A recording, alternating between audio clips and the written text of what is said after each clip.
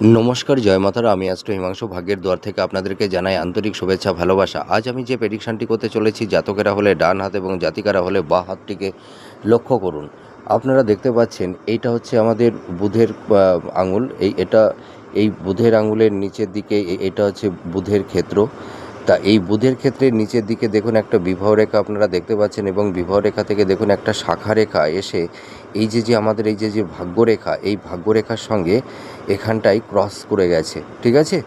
তা যেসব জাতক জাতিকাদের মানে বিবাহ রেখা থেকে যদি কোনো শাখা রেখা এসে যদি কোনো ভাগ্যরেখার সঙ্গে টাচ করে বা মানে এখানে বা এই ভাগ্যরেখাটাকে কেটে একটু বেরিয়ে আসে, তাহলে সেই সব জাতক জাতিকাদের জীবনে অর্থাৎ দাম্পত্য জীবনে নানা রকমের একটা অশান্তি তৈরি হয়, এবং এরা মানে দাম্পত্য জীবনে এদের হয়তো কোনো তৃতীয় ব্যক্তির অনুপ্রবেশ ঘটে যায় অনেক সময়, এবং এদের ক্ষেত্রে হয়তো স্বামী অথবা স্ত্রী যে কেউ কোনো অবৈধ সম্পর্কের মধ্যেও এরা অনেক সময় জড়িয়ে যায়।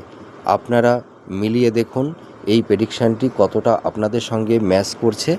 নমস্কার, ভালো থাকবেন, জয় মাতারা।